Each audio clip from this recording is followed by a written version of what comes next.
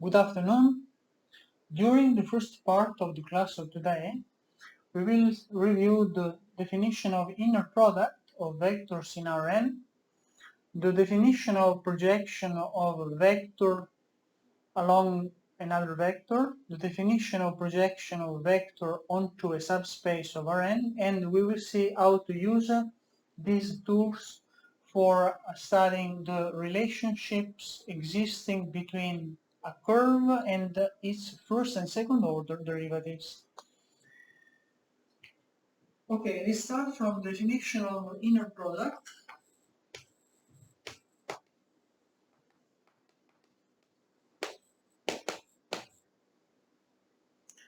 The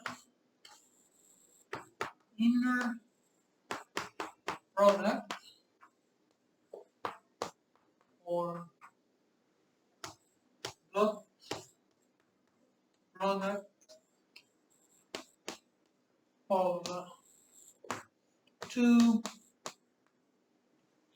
vectors x equal x1, x2, x3, xn, y equal y1, y2, y3, yn of Rn is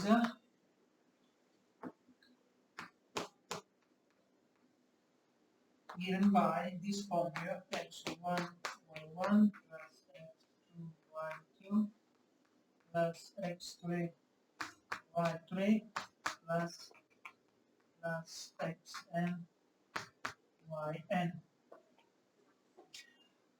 The inner product has the following properties.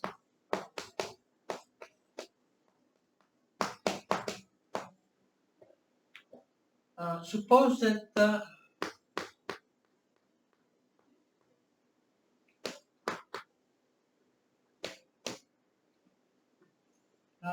x, y, z are vectors over Rn, and lambda and mu are real numbers. Then the inner product is symmetric, so this means that the inner product of x and y coincide with the inner product of y and x.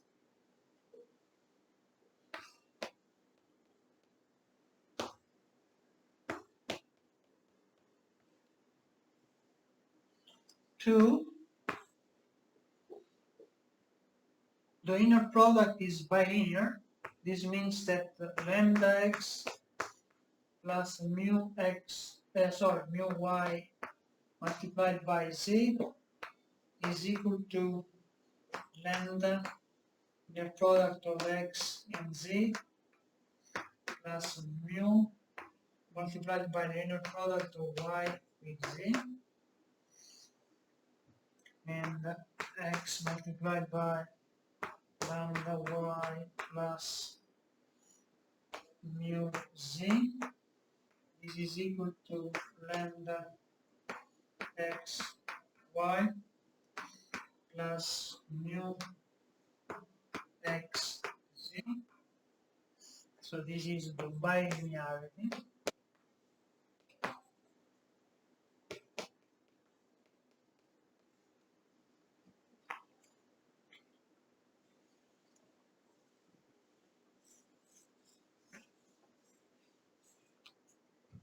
Property number 3 says that the inner product of a vector with itself is the length of this vector squared, and it equals 0 only if x is a zero vector. This means that all of its components are equal to 0, and The last one is known as Schwarz inequality, and it says that the absolute value of the inner product of two vectors is smaller than the product of the lengths of these two vectors.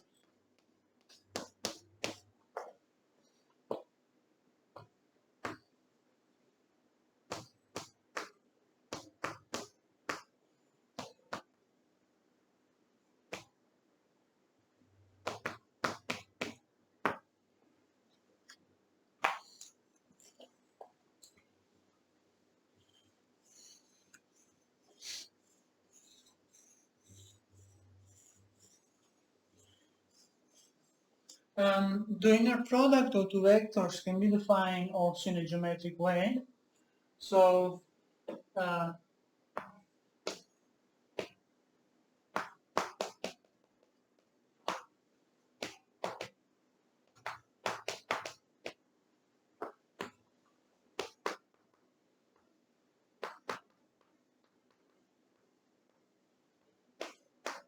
suppose that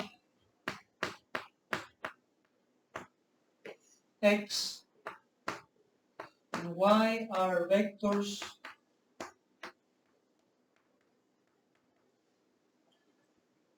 in Rn,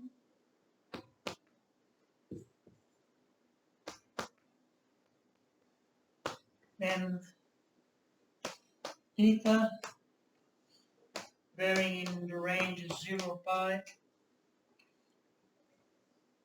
is the angle between them.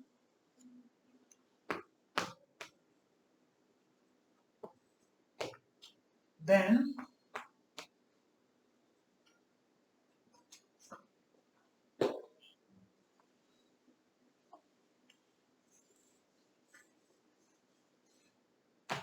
the inner product of x and y can be defined as the product of the length of x times the length of y times the cosinus of. This definition can be used for defining the angle between two non-zero vectors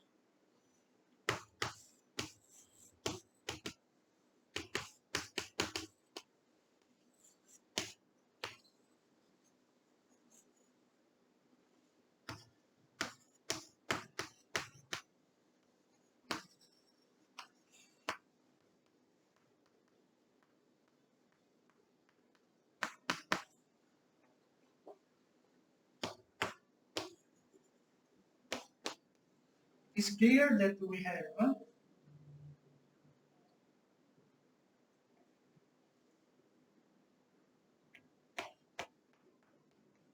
the angle between x and y according to this formula is given by the arc cosinus of the quotient between the inner product of x and y and the product of their lengths.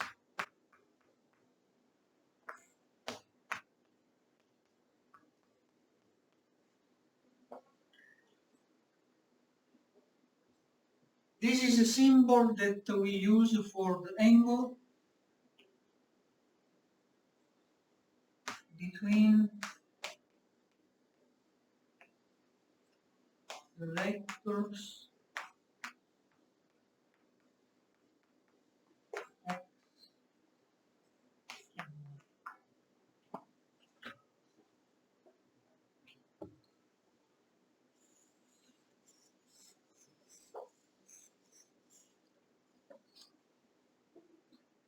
The vectors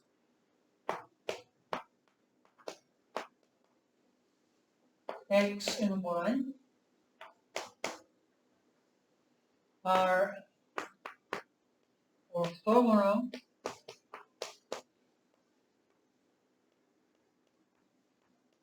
if the inner product is 0. They are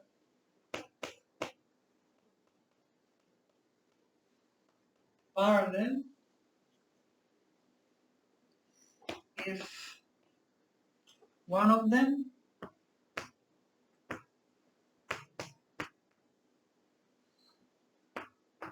is a scalar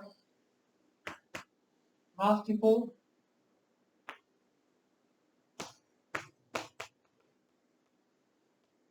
of the other.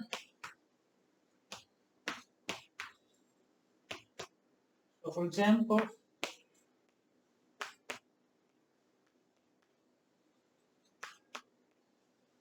y is equal to lambda x with lambda in R.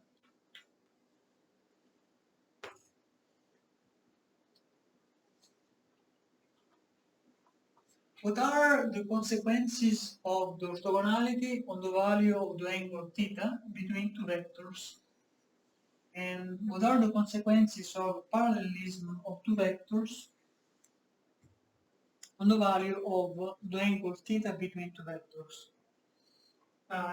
If x, y are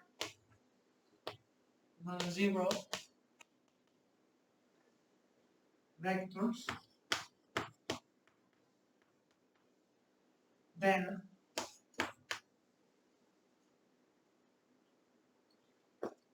the angle between x and y is pi over 2. Sorry, I mean, then if x and y are orthogonal,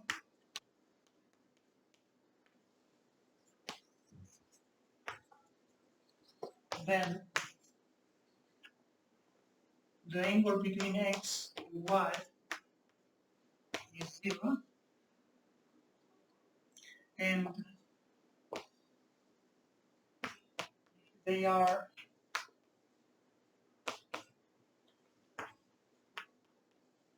parallel,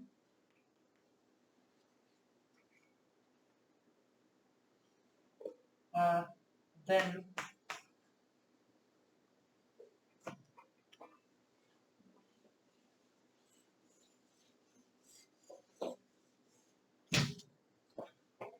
the angle between x and y equals 0 or pi.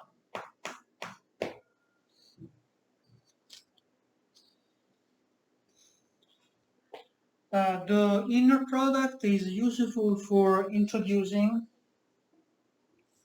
the components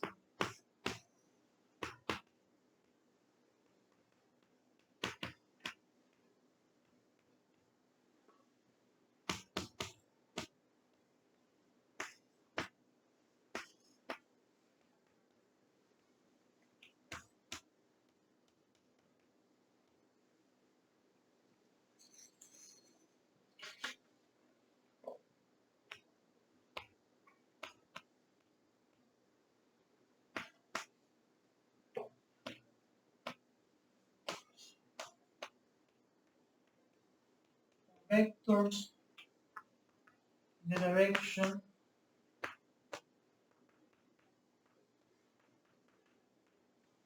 of a given vector,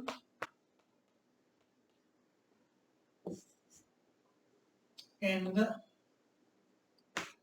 projections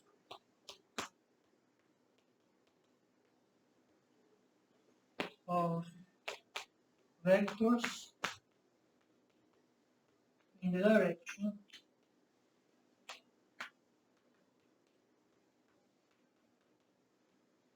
of a vector.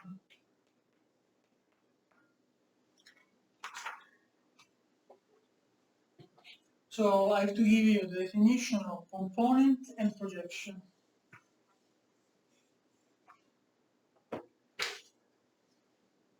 So definition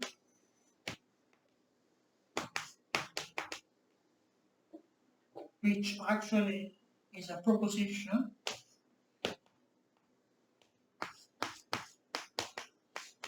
the same time, because a part of the statement I will give you must be proved.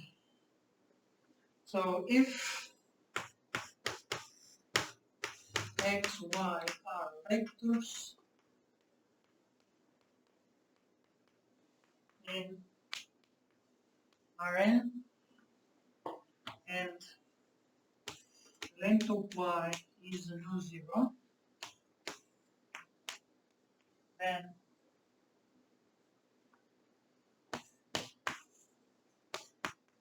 there is a unique way of writing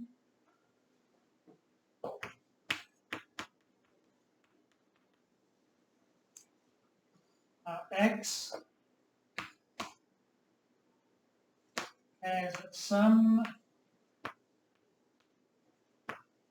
of two vectors having the following properties.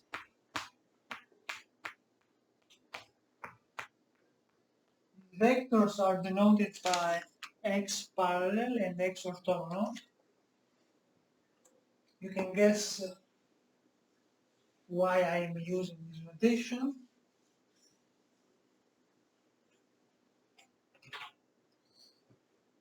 Where x parallel is parallel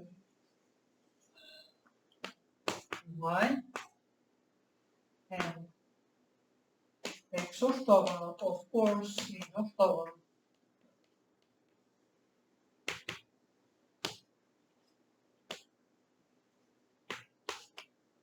to y.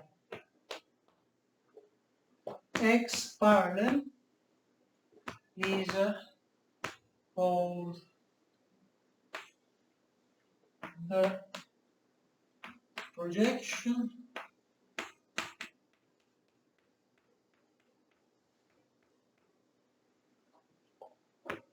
of x direction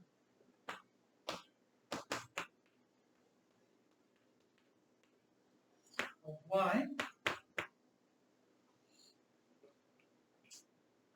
The sine length of x parallel. So the expression sine length means that the length can be also negative. That is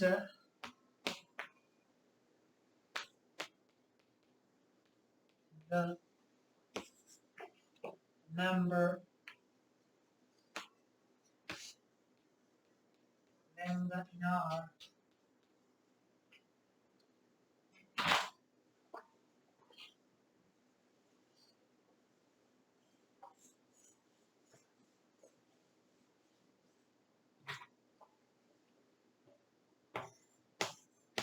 such that x parallel is equal to lambda times y over its length is called component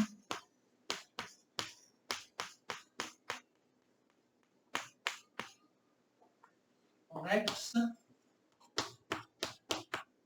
the direction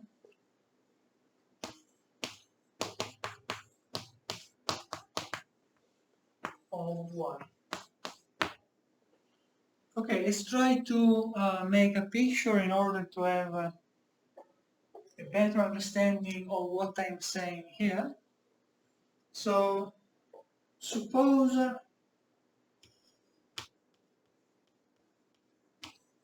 that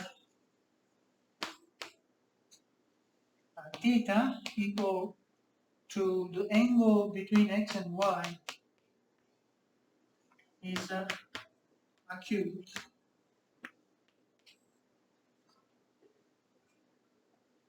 then suppose that this is x, suppose that this is y,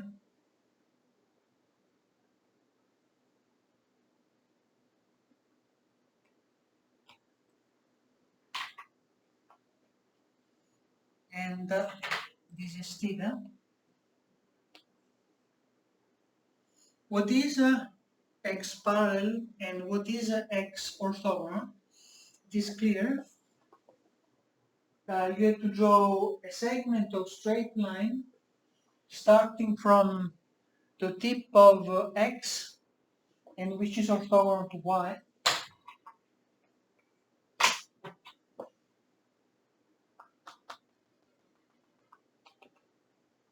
Then you will get two vectors. The first one is this.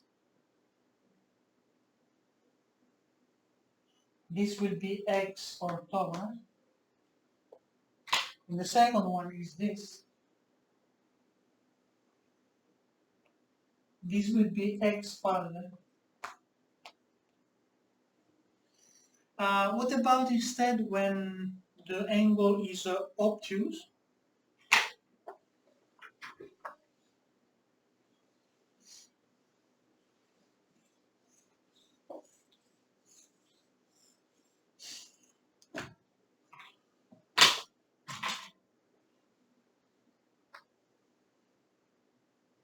Suppose that this is x.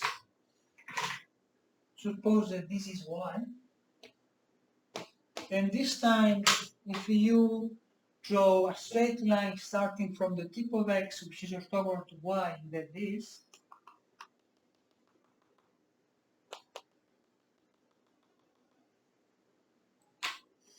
And now we have two vectors. The first one is this, orthogonal to y. This will be x orthogonal. And the second one is this. This is x parallel. And what is the difference between this case and this case, where so theta is obtuse?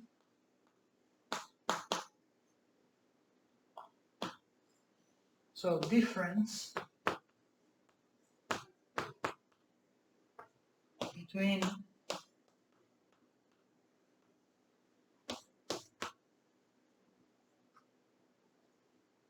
these two cases.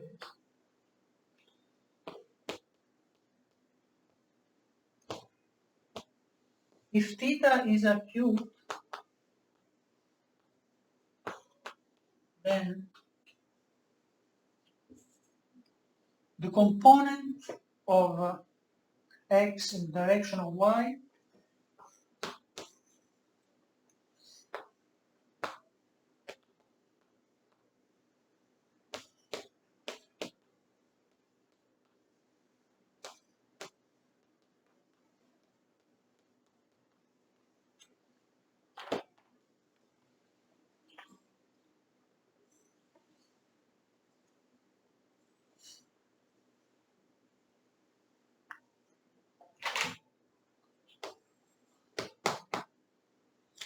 is positive,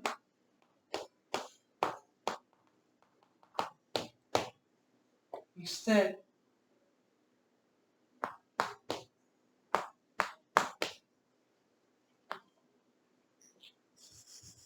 if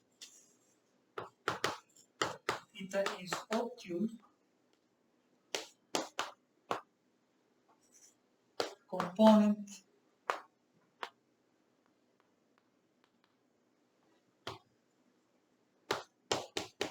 is negative. Why it is this? Because the component is the number lambda which appear in this formula. So this is the component.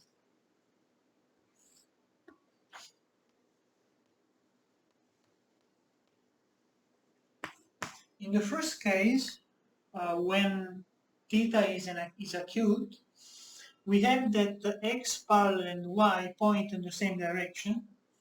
This means that lambda is positive.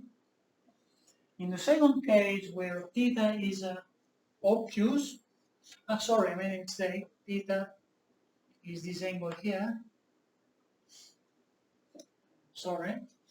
And the component, x parallel and y point in opposite directions. This means that lambda is a negative.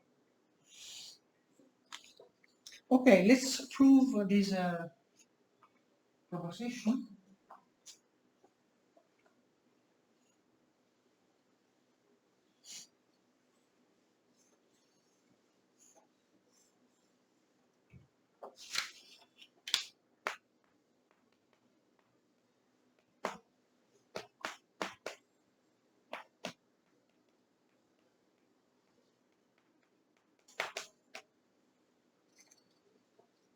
So we have to prove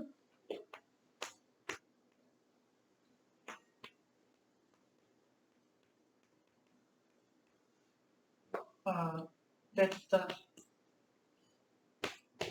x is equal to x parallel plus x orthogonal with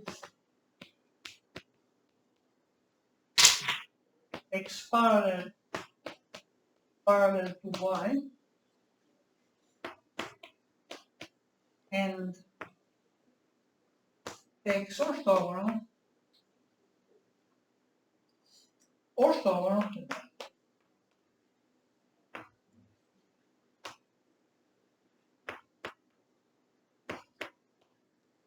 Okay, so in order to prove this statement, we define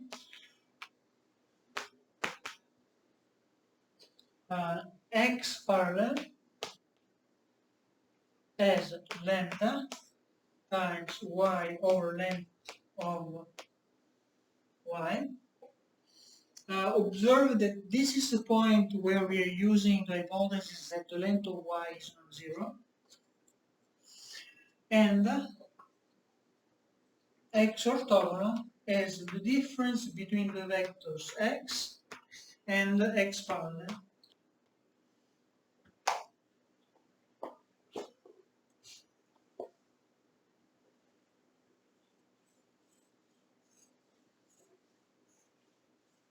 Okay, clearly by this definition,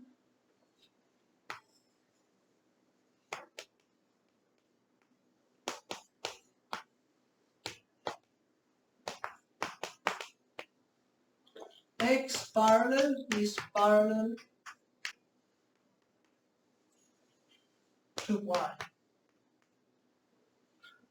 Why? Because x parallel is a vector given by a number lambda over length of y times y. So x parallel and y are parallel. It remains to prove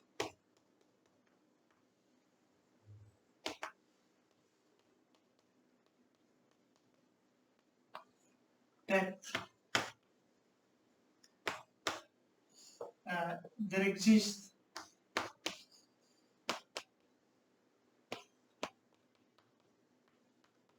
lambda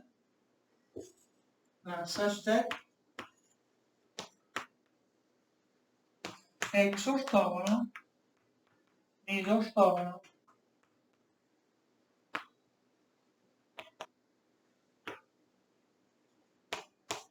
y. Okay, this is very easy. We have to impose that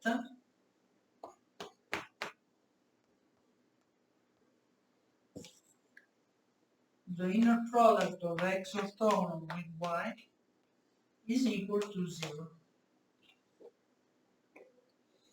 But what is x orthogonal? X orthogonal is being defined as the difference between x and x parallel, and the x parallel is given by this formula. So we can write x minus lambda over length of y times y multiplied by y.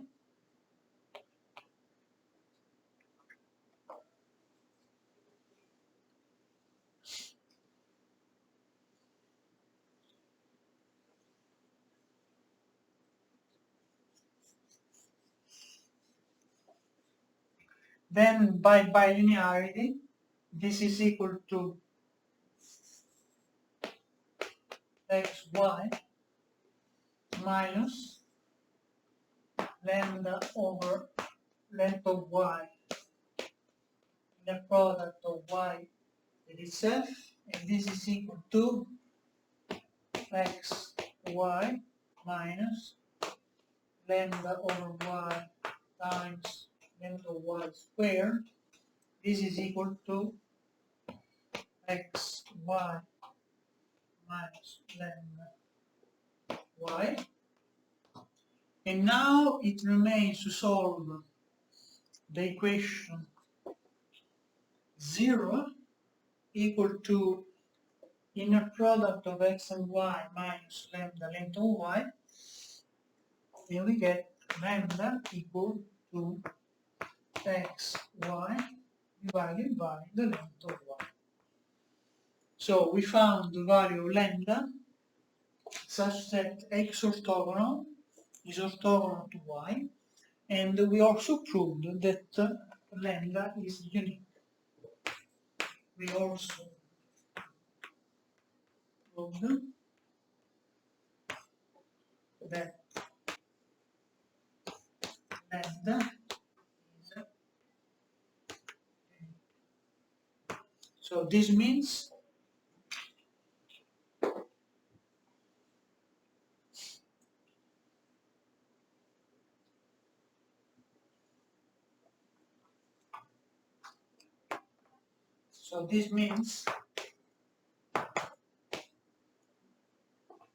that the decomposition x equal x parallel plus x orthogonal is unique.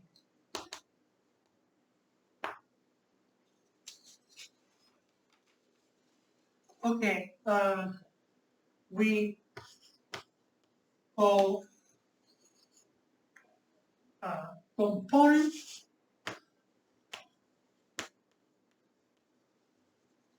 of x in the direction of y, the inner product of x with y divided by y. It is exactly what we got here. Observe that there is a special case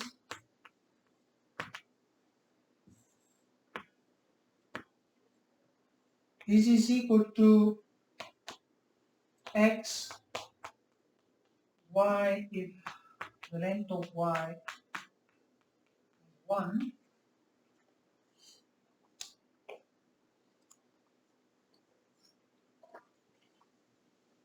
and we call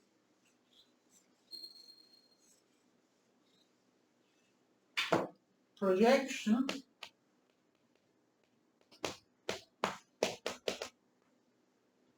the vector given by x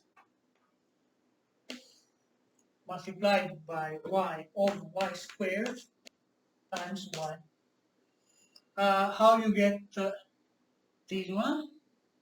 You just need to multiply the component by y over its length, and you will get the projection. Also, in this case, there is a special case. This is equal to x y times y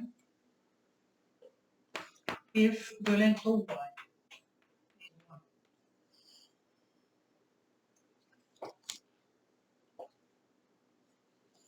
Okay, in the sequel, we will need to project vectors in the direction of an element of collections of vectors. And we will look at the special collections of vectors, collections which are orthonormal. So let's give a definition. A set y equal to y1, y2, y3, yk of vectors in Rn is said to be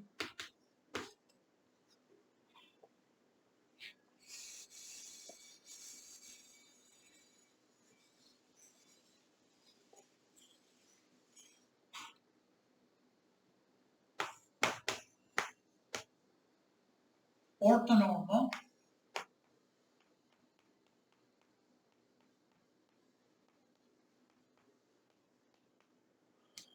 if each vector in Y is a unit length and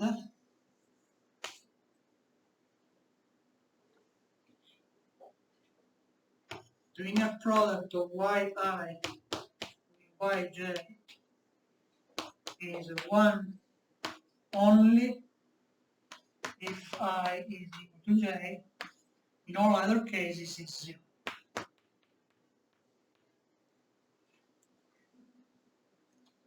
It is very easy to prove that every orthonormal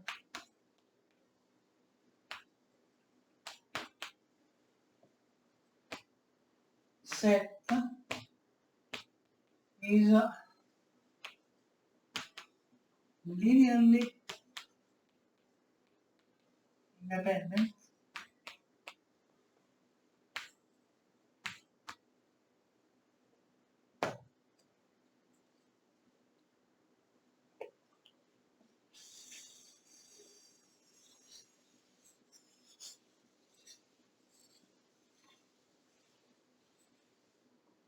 So I will give you the idea of the proof of this statement. So the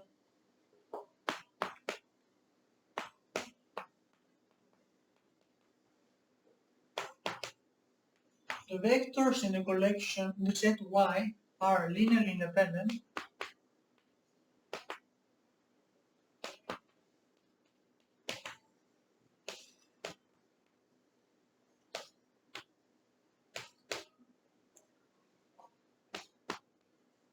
if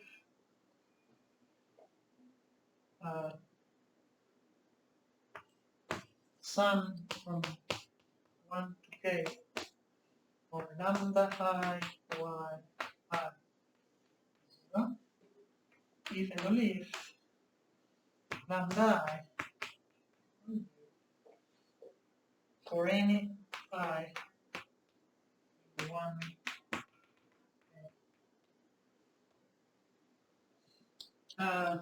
The idea is to use this property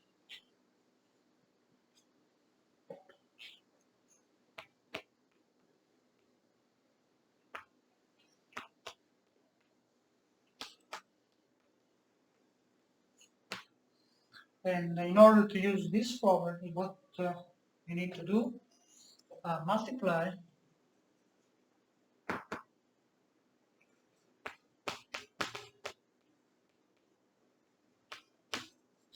sum on I from 1 to k of lambda I y I by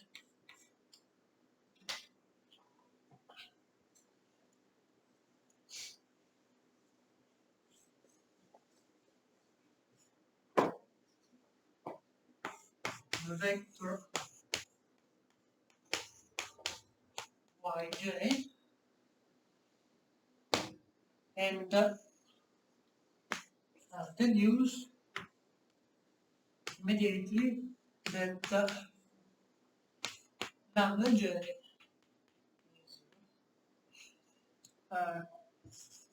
the statement follows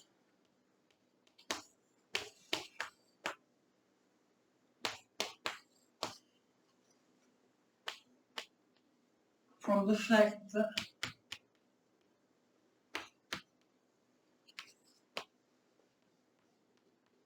that j varies in the set of indices 1, 2.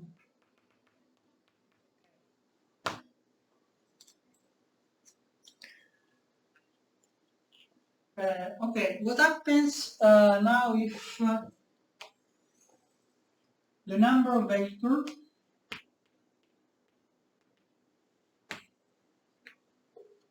coincide with the dimension of the space we are considering? Do you remember we are considering vectors, k vectors in Rn? In this case,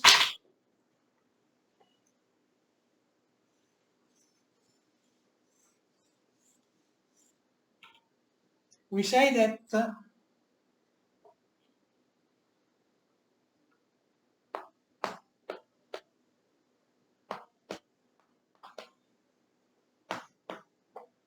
set of y, which consists of y1, y2, yn, is a basis of Rn. More precisely,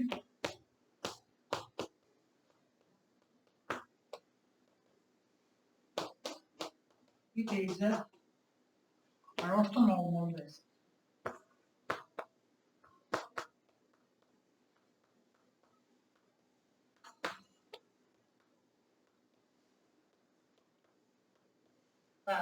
Why this is a basis? Because these vectors are linearly independent, we proved it before, and you have a number of them which is equal to the dimension of space you are considering.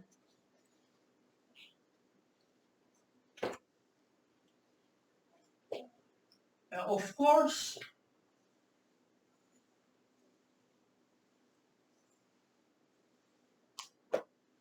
if k is more than n, we can also say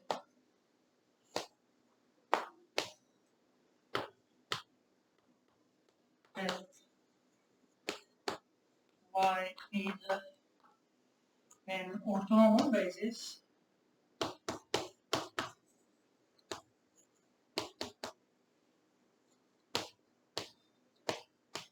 but not of Rn, but only of the vector space they span. So I will write of its span.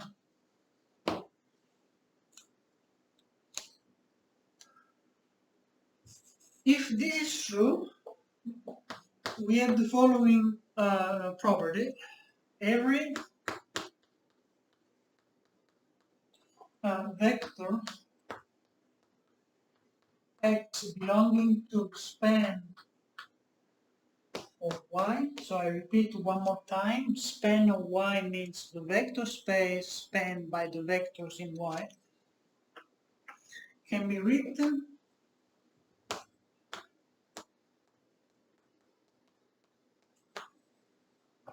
in a unique way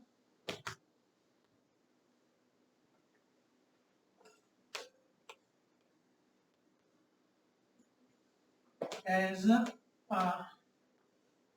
linear combination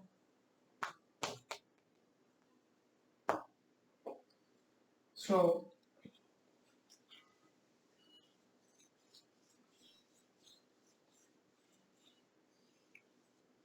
In this case, we can write then something like x equal n1 y1 plus a2 y2 plus an y.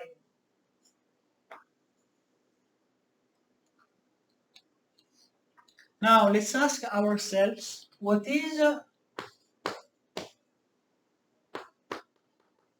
the component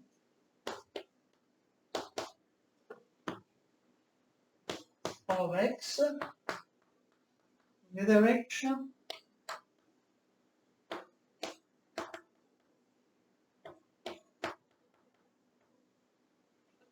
of yi for h prime. We are considering an orthonormal basis, so the component of x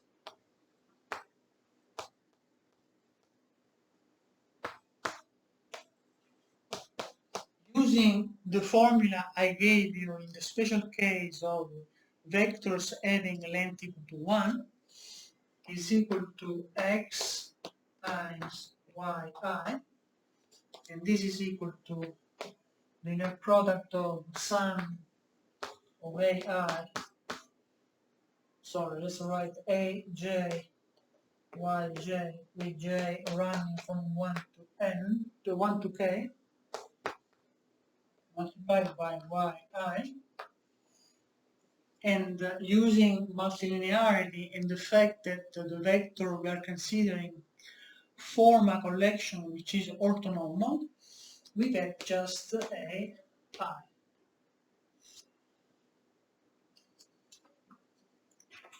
So this formula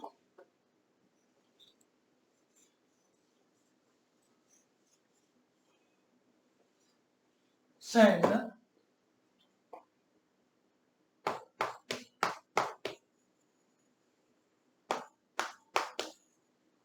if we work with an orthonormal basis,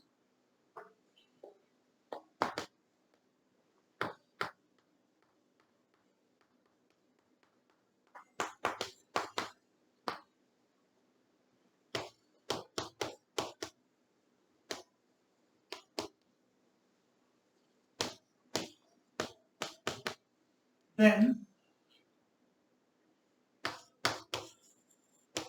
the coefficients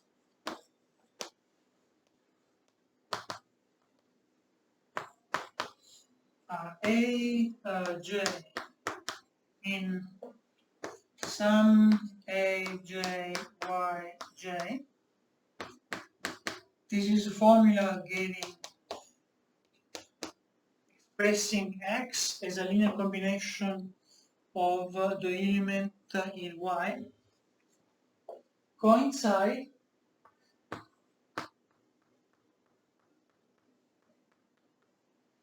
with the projection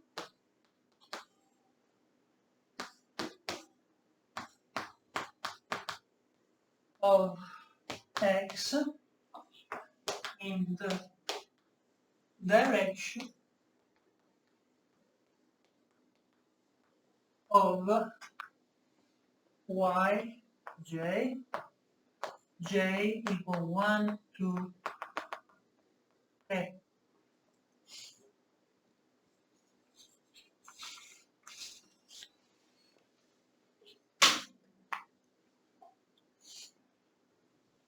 The next result I will present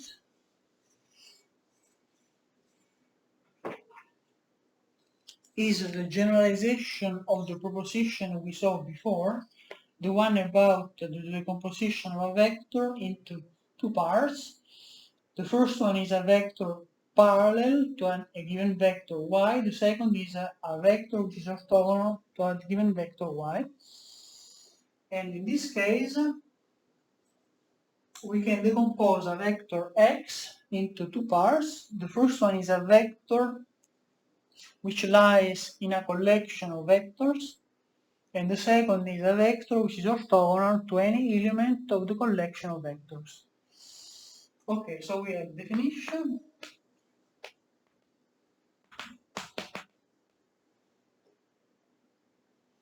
One point.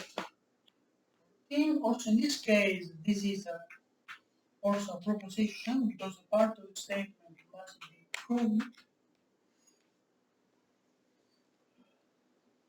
So if nu contained in Rn is a subspace,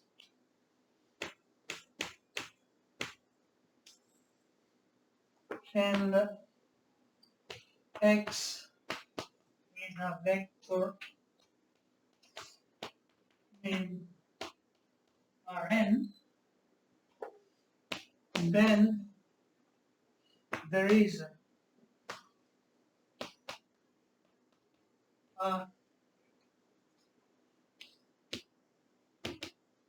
unique way of writing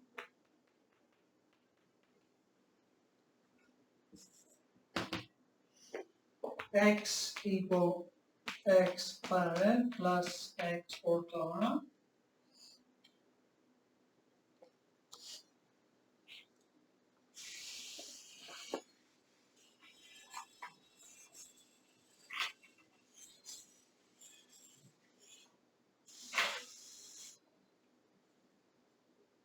where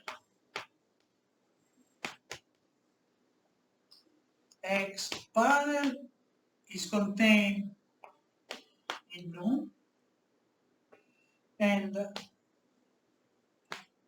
X orthogonal is orthogonal to any vector in X orthogonal is of the projection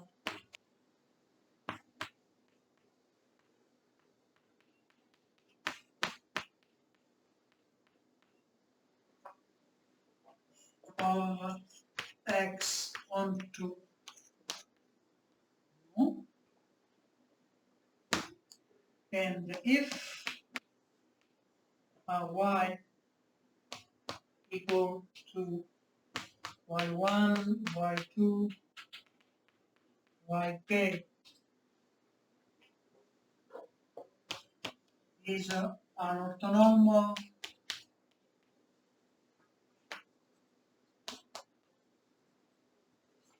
basis of nu, then we have a formula for X orthogonal. Sorry, for X parallel. X parallel is equal to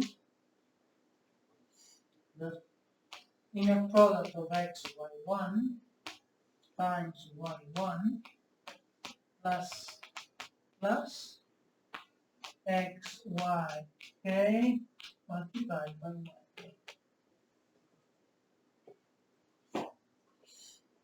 And exactly as before, we have that the coefficients which appear in this linear combination are exactly the component of X in the direction of the elements of Y. So I will write it here, even though you understood. So the coefficients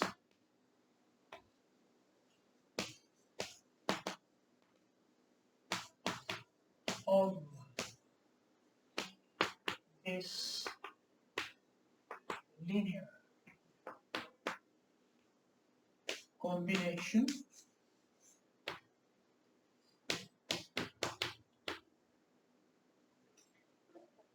are the components of X, the direction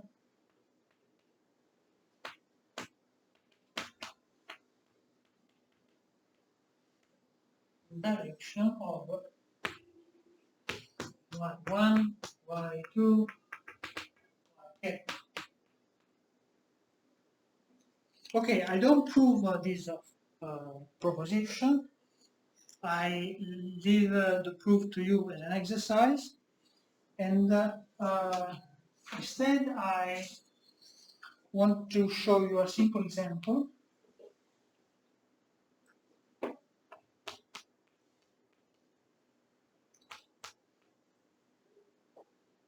So what is the orthonormal basis that we use the most often for Rn? This basis has a name, is called standard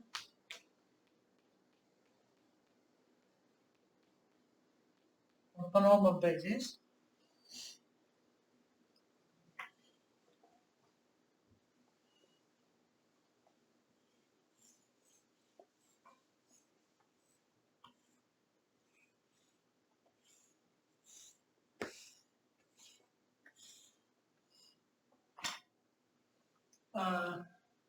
This basis is given by the vectors E1, E2, En, where E1 is the vector whose components are 1, 0, 0, 0. E2 is the vector whose components are 0, 1, 0, 0. And we continue this way until En is equal to 0, 0, 0, 1. So, for example, if you take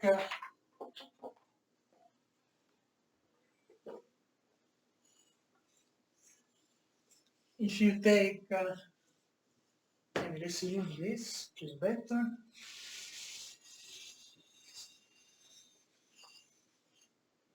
If you take n equal to 3, then you get E1 equal 1, 0, 0, E2 equal 0, 1, 0, E3 equal 0, 0, 1.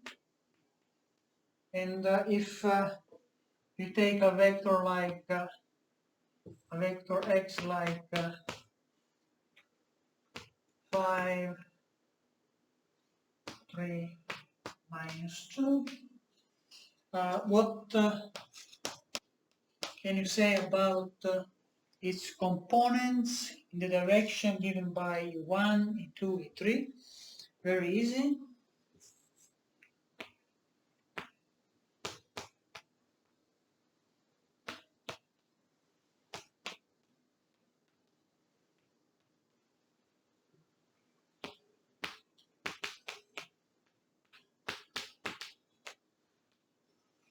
Of E1. This is given by the inner product of x and E1. This is equal to 5.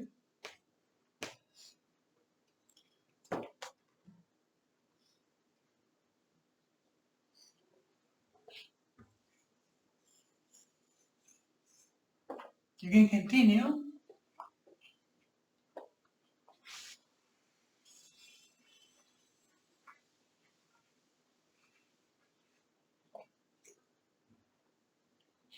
Component in the direction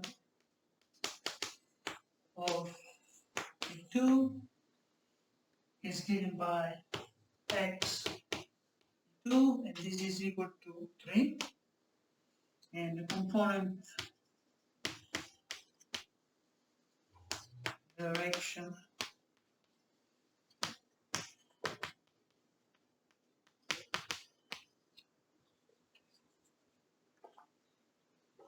of 3 is x 3. This is equal to negative 2.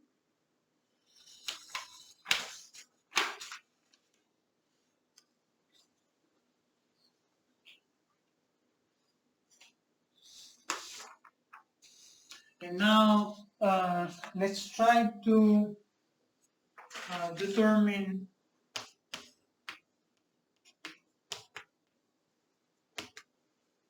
the projection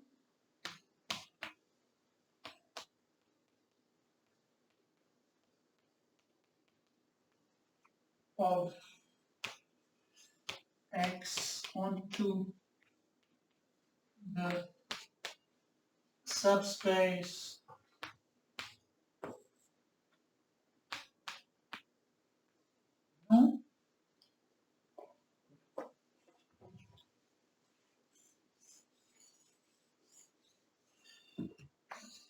span by E2, E1, E2, and this is given by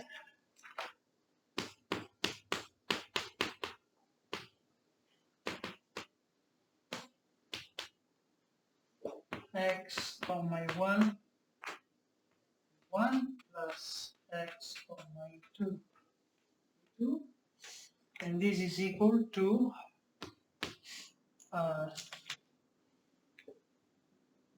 5, 3, 0. Why? Because x E1 is equal to 5, x E2 is equal to 3, and then E1 is given by 1, 0, 0, and E2 is 0, 1, 0. So it's easy to see that you get this result. Now let's use the tool we introduced for studying a few properties of curves.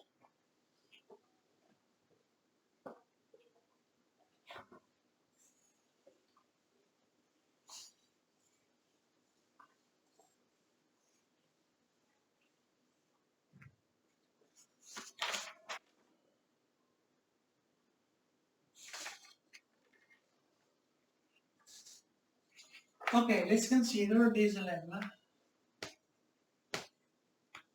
Lemma 1.16, which says the following.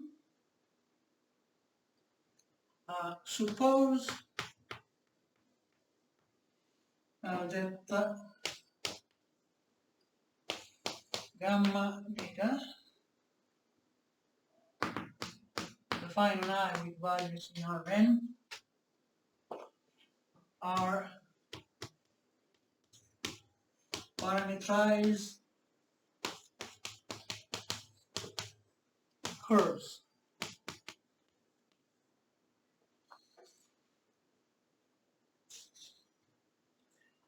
And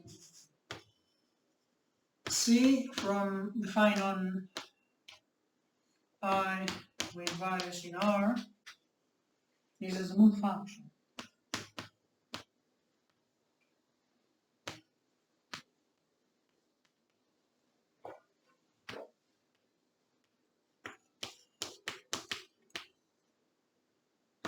Then the following identities hold true. 1, the derivative with respect to t of the inner product of gamma t with beta t, this is equal to the inner product of gamma prime with beta plus the inner product of gamma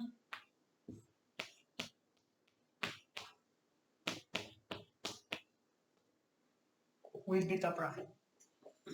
This is the first one. The second one,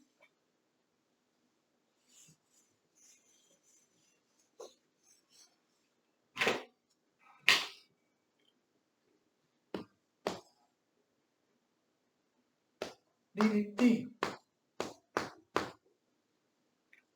of ct times gamma t, this is equal to c prime t gamma t plus ct gamma prime t. The proof of These identities is very easy. In order to prove it, so I will give you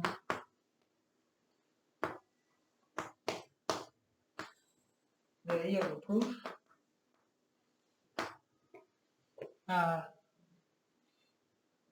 Suppose that gamma t is equal to x1 t, x2 t, xn t, and beta t is equal to y1 t, y2 t, yn t. So this means that x1, x2, x3, xn are the component function of gamma, and the y1, y2, y3, yn are the component functions of beta. Then what you have to do is just to replace them into this formula, and you compute the derivative with respect to t component by component, and you apply the rule for the derivative of a product of functions, and you will get immediately these two identities. I would like instead to present to you one proposition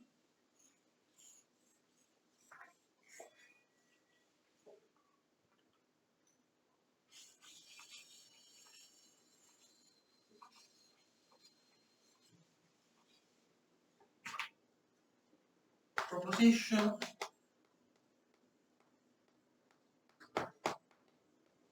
1.17, which says the following: let gamma beta from I into Rn be a pair of terms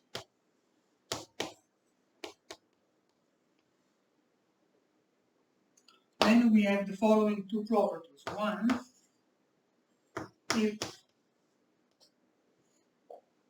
length of gamma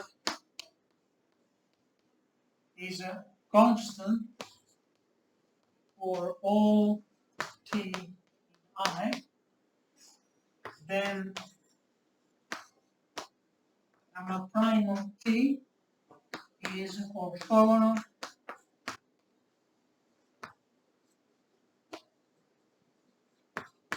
to gamma t for all t in I. And the second one,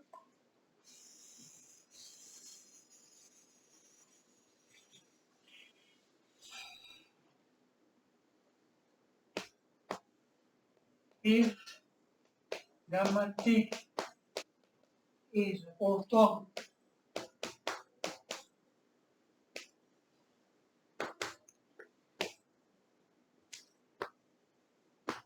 to beta t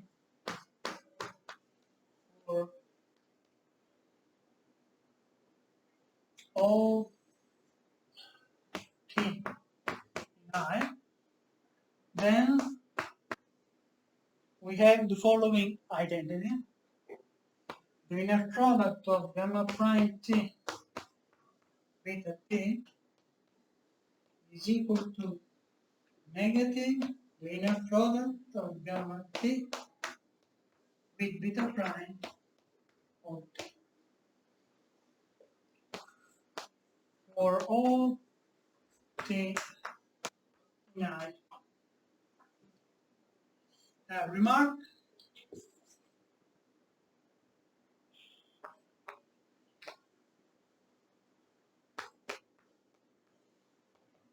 the hypothesis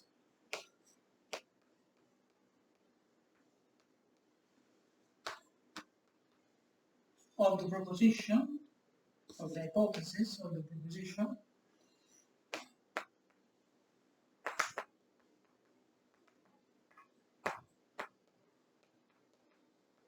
hold true So are satisfied?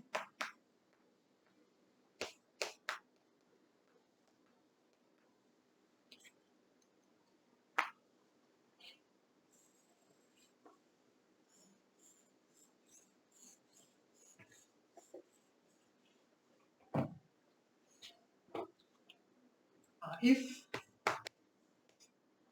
the collection of vectors gamma t beta t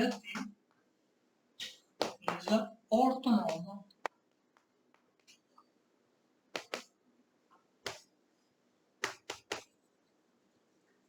for all t. Why? Because if this collection is orthonormal, then this means that the length of gamma t is always equal to a constant, precisely is always equal to 1.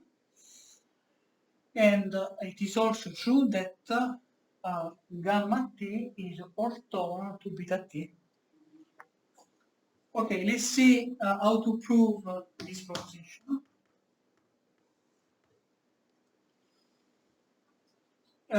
So, to prove one, we have to prove that, so show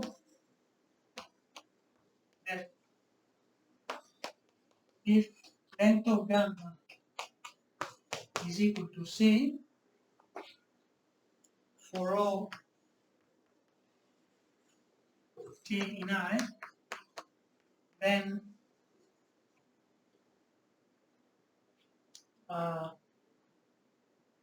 gamma t and gamma prime t are orthogonal, which means that gamma times gamma prime t.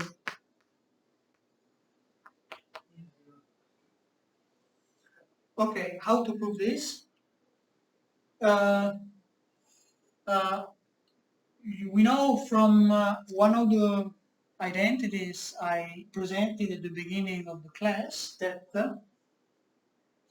if gamma t is a constant, then since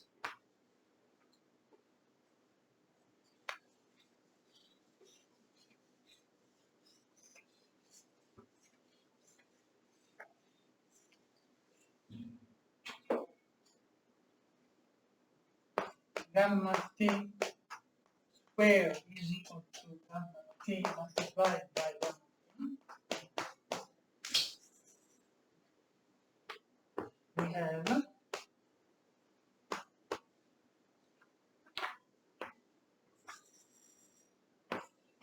gamma t of gamma t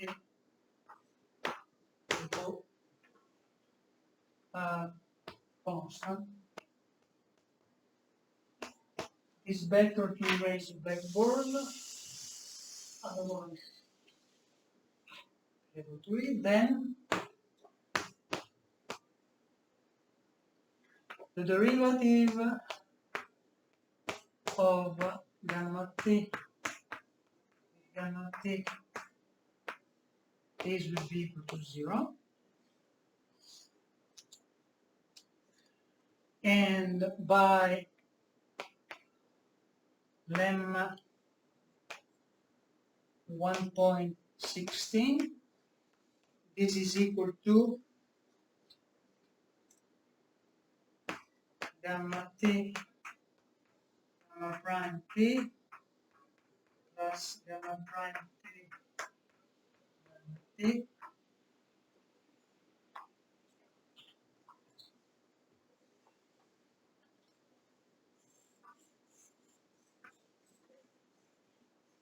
and this is equal to twice gamma t gamma prime t by symmetry.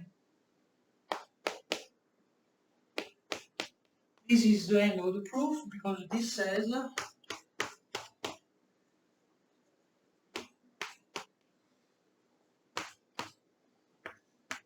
gamma t gamma prime of t equal to 0. because here you have that the left hand side is 0. Now we have the proof of the second part. By hypothesis,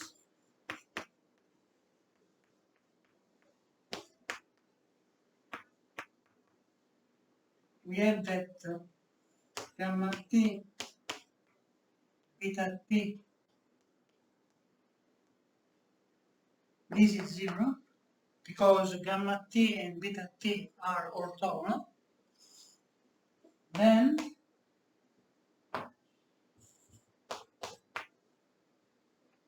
once again by lemma 1.16,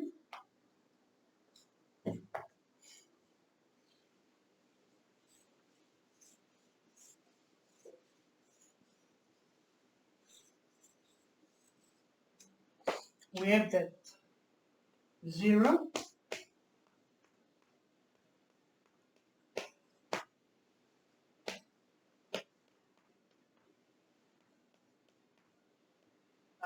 this identity follows from the fact that this is 0. This is equal to gamma prime t beta t plus gamma t beta prime. This implies that gamma prime t beta t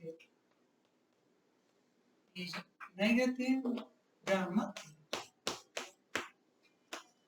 beta prime. Okay, for today that's all. Thank you for your attention.